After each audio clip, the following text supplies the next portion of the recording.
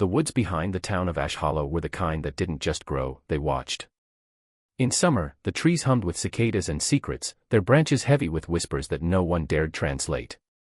Children were told to stay out past the creek, where the earth turned black and the air smelled of iron, but every generation had one who didn't listen. In 1974, that child was Eli Turner, a boy with dirt on his knees, a baseball glove slung over his shoulder, and a curiosity too wild for the town to contain. He vanished on a sunlit afternoon that should have been ordinary. His bicycle was found leaning against the fence, the wheels still spinning as if time had only just remembered to stop. The search parties combed through every inch of the forest, shouting his name into a silence that seemed to swallow sound whole. Only Sarah Holt, his best friend, claimed she saw him last, standing at the tree lean, holding someone's hand. She swore the other boy looked exactly like Eli. People whispered about that part of the woods, about the orphanage burned down before most of them were born. They said you could still hear laughter out there, the kind that didn't belong to anything alive.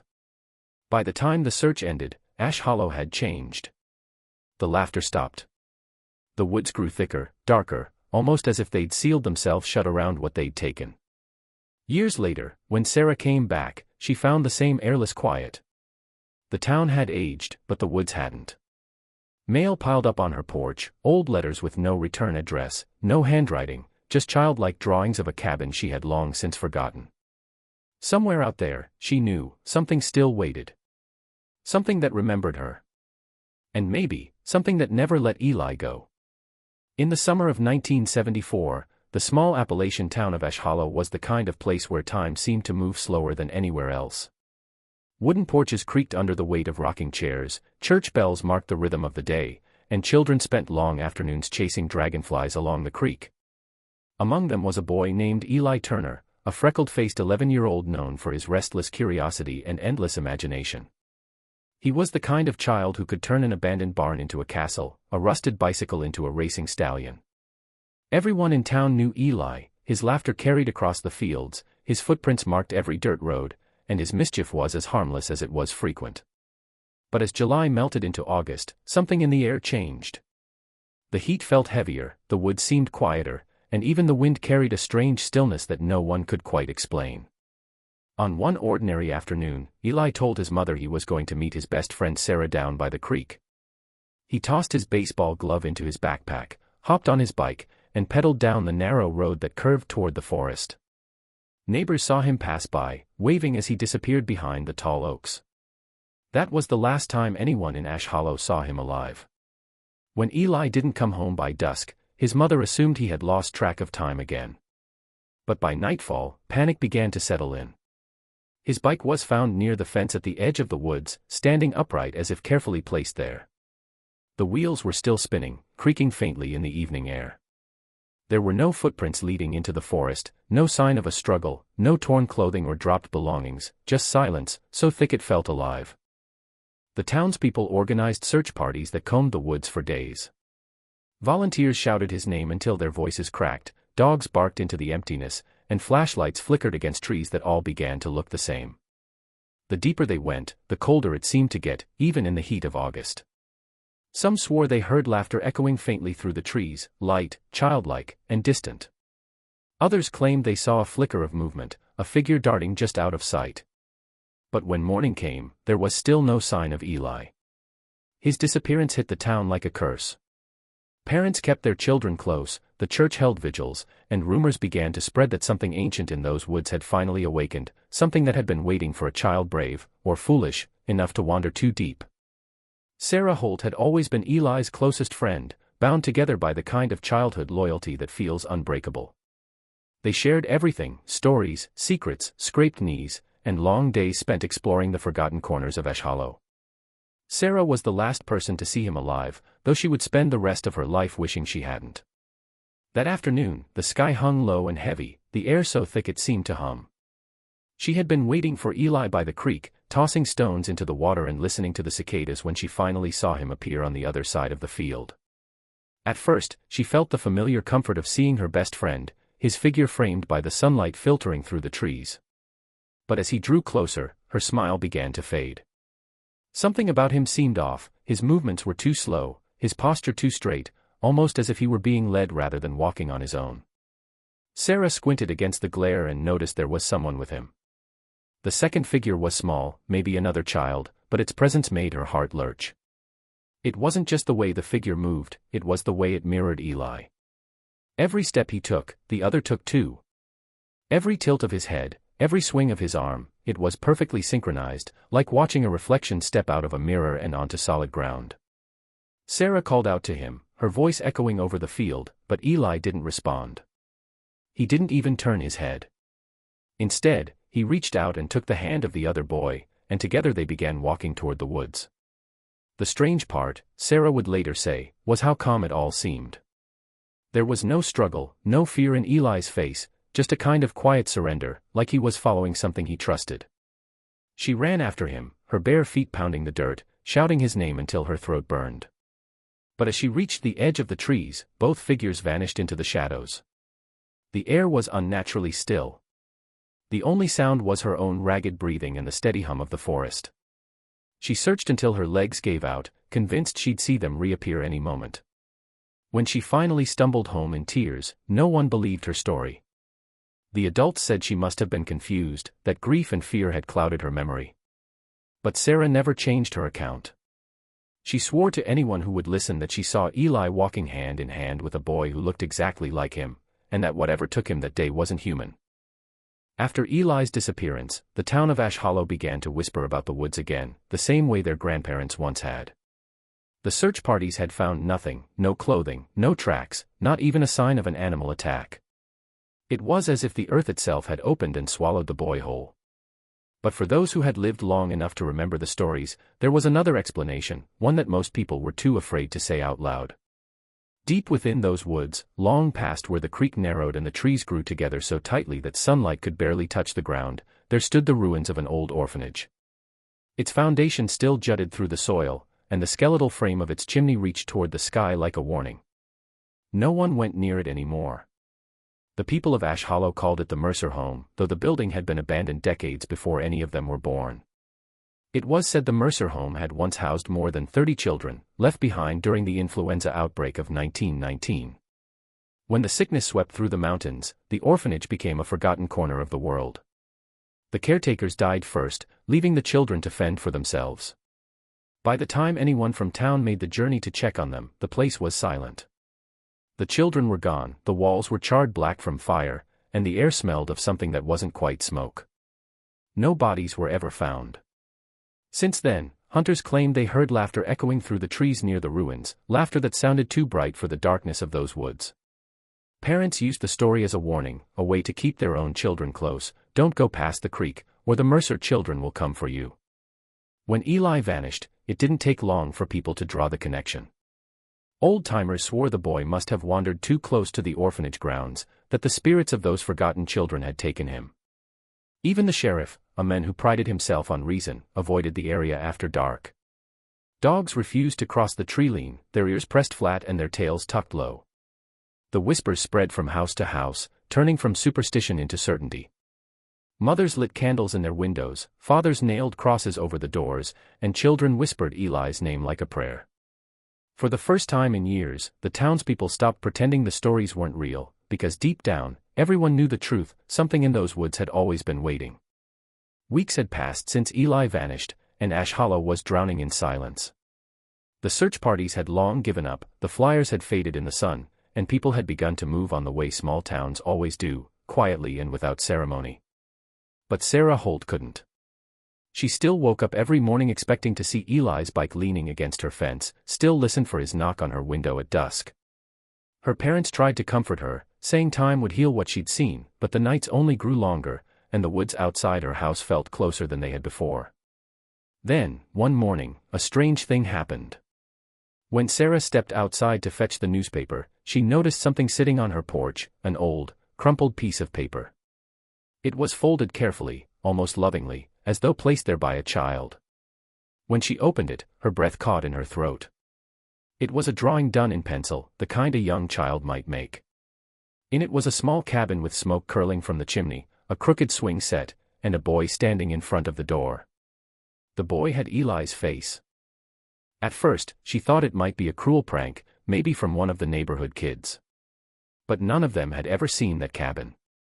Sarah showed the drawing to her parents, but they dismissed it as coincidence. The next morning, another appeared, this one left neatly against the porch railing, showing the same cabin from a different angle, now with two figures standing at the door. The second figure looked like a child too, but its features were smudged, as if someone had tried to erase its face. Sarah's father burned the drawings, trying to rid the house of whatever had found them. Yet, the next day, another one appeared, dry despite the night's rain, the pencil marks sharp and deliberate. Soon the drawings became nightly visitors. Sometimes they showed the cabin surrounded by the dark outline of trees, sometimes they showed a clearing filled with children's shapes, their faces empty circles. Each new picture seemed to come from a closer perspective, as if whoever was drawing them was getting nearer and nearer. Sarah stopped sleeping. Every creak of the floorboards, every rustle of wine through the leaves outside her window made her heart race. She began to notice small footprints in the dirt by her porch each morning, bare, child-sized, leading toward the woods and never returning. The police came once, humoring her story, but when they found nothing, they stopped returning her calls. Everyone told Sarah it was grief making her see things, but she knew better. The drawings weren't just appearing, they were a message. And whoever, or whatever, was leaving them wanted her to follow. Years slipped by like fog rolling through the hollows, soft and heavy but never truly gone. Sarah left Ash Hollow as soon as she was old enough, vowing never to set foot near those woods again. The town, with its quiet streets and ghostly stillness, had become unbearable, a living reminder of everything she'd lost. She built a life far away, the kind that looked ordinary on the surface, with city lights and the hum of traffic replacing the endless whisper of the trees. But even distance couldn't quiet the memories. Sometimes, in her dreams, she still saw Eli standing at the edge of the woods, his hand outstretched, his face calm and unchanging. She would wake in the middle of the night to find the air cold, as if a door had been left open somewhere unseen. No matter how far she ran, Ash Hollow followed her like a shadow that refused to fade. When her father died decades later, the letter from the town's attorney arrived without ceremony, sealed in a brown envelope that smelled faintly of damp paper. The old house was now hers, along with the land that bordered the forest. Sarah hesitated before returning, but something inside her, guilt, curiosity, or perhaps unfinished grief, pulled her back. The drive into Ash Hollow felt timeless, the same winding roads and leaning telephone poles frozen exactly as she remembered. Only the trees had changed. They seemed denser now, pressing closer to the road, as though they had been waiting for her. The house stood the way it always had, sagging porch, cracked paint, and a quiet that felt too deliberate. She told herself she'd stay only long enough to settle her father's affairs, but the first night back, she found something waiting for her on the porch. It was a folded piece of paper, edges yellowed and soft from time. Her heart sank before she even touched it. She didn't need to open it to know what it was. When she did, her fears were confirmed, another child's drawing, faint pencil lines tracing the outline of the same cabin from years ago. The smoke from its chimney curled upward in thin gray spirals, and beside it stood two small figures, Eli and someone she couldn't quite recognize. She tore it up, threw it away, and told herself it was nothing. But the next morning, another appeared. Then another. Each one newer, fresher, as though the hand that drew them wasn't trapped in the past at all. It was here, waiting, knowing she had finally come home. When Sarah finally gathered the courage to speak to the police, she didn't expect anyone to believe her. Ash Hollow had always been a place where people pretended not to see what frightened them. The sheriff was new, a man too young to remember the stories, too polite to say out loud that he thought she was losing her mind. Still, he agreed to pull the old case files, mostly to humor her. Days later, he called her back to the station, his tone different, quieter. He had found something, though he didn't seem eager to share it. The files were stacked high on his desk, dusty from decades of neglect. Inside were photographs, handwritten reports, and missing person notices that looked eerily familiar. They all told the same story, different children, different years, the same place. The first report dated back to 1932. A boy named Henry Carson, age 10, vanished while playing near the forest's edge.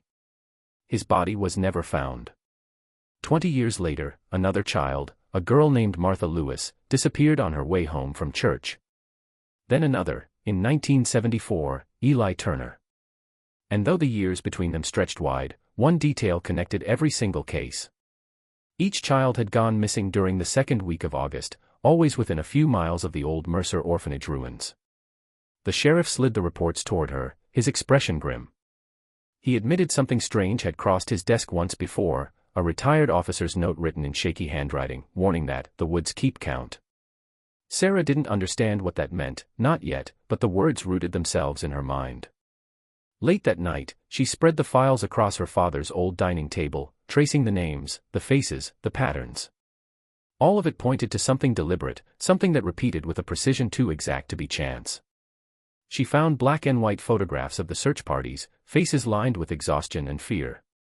In one picture from 1952, a young girl stood in the background, watching. Her features were blurred, her eyes wide, and for a moment, Sarah felt her chest tighten. The girl's dress, her posture, it looked almost exactly like her own from when she was a child. The resemblance was too sharp to ignore. The more she read, the more she realized the disappearances had become part of the town's rhythm, like a ritual no one spoke of. Each generation lost a child to the woods, and each time, the silence that followed grew heavier. The sheriff promised to reopen the investigation, but Sarah could see the hesitation in his eyes. Deep down, he knew, as everyone in Ash Hollow eventually learned, that the woods didn't take without reason, and once they did, they never gave anything back. Sarah had tried to convince herself that she would never go back into those woods, but the drawings wouldn't stop. Every night she found another one waiting on the porch, sometimes smeared with dirt, other times perfectly dry, no matter how heavy the rain had been. They had started to change too, no longer just sketches of the cabin, but scenes that seemed to move closer, as if whoever was drawing them wanted to guide her step by step. In one, she could see the creek she and Eli used to play near, in another, she recognized the crooked fence that marked the forest's edge. The final drawing came one night just before dawn. It showed a clearing filled with fog and, in the middle of it, a single swing hanging from a tree. Beneath the swing were two small footprints drawn in dark pencil. Sarah stared at it for hours before deciding she couldn't ignore it any longer. She took a flashlight, slipped on her father's old coat, and followed the direction the drawings had been leading her. The woods felt different than she remembered. The air was colder, the trees pressed closer together, and the silence was alive, heavy with the sound of her own heartbeat. Every step she took felt watched. The beam of her flashlight cut through the mist, illuminating fragments of the past, broken toys half buried in the dirt, the rusted frame of a tricycle, and, once, the faint echo of laughter that froze her in place. It sounded like Eli. The deeper she went, the less the world behind her seemed to exist. Time stretched thin, like the forest was swallowing the seconds whole. Then, after what felt like hours, she saw it, the clearing from the drawing. The fog drifted low, curling around her ankles, and there, in the middle of it all, stood a rusted swing set. Its chains creaked softly, swaying though there was no wind. Beneath it, two small footprints were pressed into the mud. The sight made her chest tighten, because for a moment, she could swear they were fresh. Sarah's flashlight flickered, the beam catching movement just beyond the mist. It looked like the shape of a child, still and silent, watching her from the tree lean. She called out Eli's name, her voice trembling, but the figure didn't move. The swing creaked again, louder this time, as if answering her. And then, from somewhere deep within the fog, a soft sound rose, a child's laughter, familiar and distant, echoing through the trees. Sarah's breath caught. She wasn't alone anymore. Something out there had been waiting for her, and now that she had returned, it knew exactly where to find her. Sarah's discovery of the clearing haunted her for days. She couldn't shake the image of those tiny footprints or the sound of the laughter that had drifted through the fog. She told herself it had to be a trick of memory, a remnant of grief that had never healed. But the fear that followed her home was too real to dismiss. She began to notice small changes inside the house, objects moved from where she left them, muddy smudges on the windowsill, the faint scent of smoke from a fire that hadn't burned in years. Then one evening, as she was sorting through her father's old belongings, she found something half buried beneath a pile of newspapers in the attic. It was an old Polaroid camera, dusty but intact, with a single undeveloped photo cartridge still loaded inside. She didn't remember her father ever owning one, but when she lifted it, she felt a strange chill run through her. On the back, in faded ink, were the words, "For when they come back." Curiosity and dread pushed her to take the camera back to the clearing the next morning. The fog was lighter in daylight, though the air carried the same eerie stillness. She took a few photos, pointing the lens at the trees, the swing, and the faint outline of the cabin barely visible through the brush. Nothing unusual appeared as she waited for the photos to develop, just the pale light of morning and the empty forest. But when she returned home and pulled the last photograph from the stack, her hands began to tremble. There, in the corner of the image, was a small figure standing behind her. The boy's face was clear, his expression frozen mid-smile. It was Eli, unchanged from the day he disappeared, as if time had never touched him. She dropped the photo, her breath catching in her throat. The figure wasn't a blur or shadow, it was sharp, unmistakably real. He stood only a few feet behind her, his eyes dark, watching. The rest of the photo was perfectly normal, only that single detail shattered the illusion of reality. Sarah stared at it for hours, unable to look away. Every instinct told her it was impossible, but deep down, she knew the truth. The woods hadn't taken Eli to destroy him, they had kept him, preserved him in some cruel, unending loop of childhood. And now that she had come back, whatever held him there wanted her to see it. It wanted her to remember. As night fell, she felt the temperature drop inside the house. When she glanced toward the window, she thought she saw movement outside, a small silhouette standing still in the dark, watching her just like in the photograph. The discovery of the Polaroid photograph forced Sarah to confront a terrifying truth she had avoided for decades. She began digging through the old records of the Mercer home, hidden away in the town's dusty archives. Files that had been forgotten, stacked in boxes marked, lost and abandoned, revealed fragments of a history that was both horrifying and impossible to believe. Each report detailed children who had vanished from Ash Hollow over the decades, not just Eli. And in every single instance, there were notes from caretakers or investigators that mentioned something inexplicable, a child appearing in the town who looked exactly like the one who had disappeared, as though one had replaced the other. These doubles were always docile, obedient, and eerily still. Some had never aged beyond the day they arrived, frozen in childhood while the world around them moved on. Sarah read descriptions of their eyes, wide and empty, of their voices, quiet and hesitant, of the way they lingered near the forest's edge, always looking, always waiting. One particularly chilling report described a girl named Lillian, who disappeared in 1923. Witnesses claimed she was last seen at the creek, tossing stones into the water, when another girl appeared, looking exactly like her. She never spoke, never smiled, and eventually vanished again into the records, leaving behind only sketches and half-finished letters. After reading this, Sarah understood that the phenomenon was not a single occurrence but a repeating cycle. The woods didn't just take children, they replaced them with something else, something that bore the same face but none of the life or warmth. The pattern repeated with horrifying precision. Every child who vanished returned in some altered form, a double that walked among the living, unchanging and unnatural. The more she studied the files, the more Sarah realized that Eli's case was just the latest in a line of endless repetition. Each missing child had a twin, a ghostly echo that never grew older, never strayed from the wood's influence, and never truly lived again. It was as if the forest itself had claimed the true childhood, preserving it in some hidden dimension, while the shadow walked among the living to keep the memory intact. For decades, Ash Hollow had buried these truths beneath polite nods and fearful whispers, pretending the woods were only empty trees and old ruins. But the evidence was undeniable. Whatever had taken Eli, whatever had taken those children before him, was not satisfied with simply removing them. It had been collecting, cataloging, and preserving them, one lost childhood at a time, each new disappearance folding seamlessly into the pattern the town had long tried to ignore. By the time Sarah fully understood the pattern, the truth had already begun to seep into every corner of her mind, leaving her restless and unable to sleep. The woods were no longer just trees and shadows, they were a living archive, a place where memories, lives, and innocence were trapped and twisted into something unrecognizable. Each child who had vanished over the decades had been claimed not merely by chance but by a deliberate hunger in the forest, a force that preserved what it stole and fed upon the essence of childhood itself. And with Eli, the latest in a long line, Sarah realized that the forest had been waiting for her return, for someone who remembered too clearly, someone who could see the truth hidden in the gaps between reality and legend.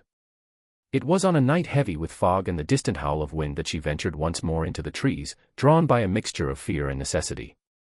The clearing appeared as it always had, illuminated by the pale light of the moon filtering through the dense canopy.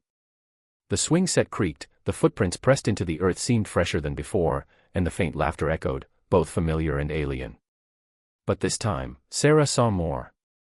Shadows moved differently in the fog, as if they were alive, shifting toward her without making a sound. Shapes of children she could not name flickered just beyond the beam of her flashlight, their faces blurred and indistinct, their eyes heavy with unspoken understanding. The air was thick, almost viscous, and it pressed against her chest as if the forest itself were aware of her presence, evaluating, waiting. Then she saw him, Eli, unchanged, standing a few feet beyond the swing. But he was not alone.